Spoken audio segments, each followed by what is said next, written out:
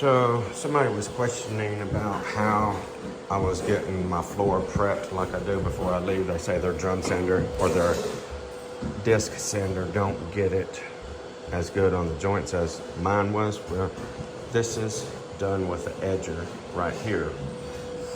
After I get done edging it, then I go over the whole floor to remove all the sheetrock mud and stuff like that with my big stand-up sander. Then I'll put new pads on it to see how far that is, about 2 foot, 18 inches, something like that, with the stand-up sander versus the edger. The edger gets the initial peak, and then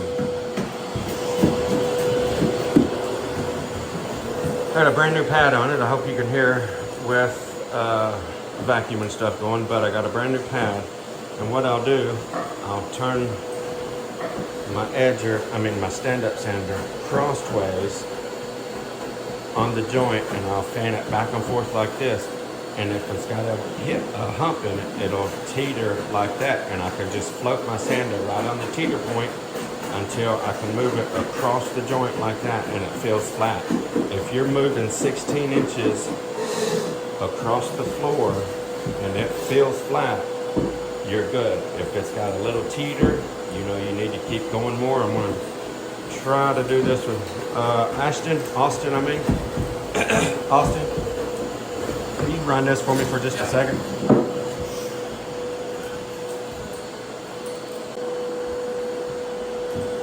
Can you see down there? Okay, so I'm going to float it back and forth and you'll see what I'm talking about. I don't know if you'll be able to tell by looking on the joint right there. I can feel a little hump, so I'm just going back and forth until it gets completely flat, and I'll move all the way the length of the seam until it feels flat. And go back up a little bit. That's flat, flat, okay. I can feel a little bit of teeter right there, so I'm going to keep working it like so. Won't take long. Don't take long if you got a good pad on it, okay? So the thing is, I'm more sensitive if I'm going this way of the joint versus front way, side to side of it. Because I can feel it more if it's going side to side on the joint versus going across the joint like this. I'm just more sensitive running it across it instead of frontwards and backwards of it. So once I do this, it's going to get my joint really good and flat.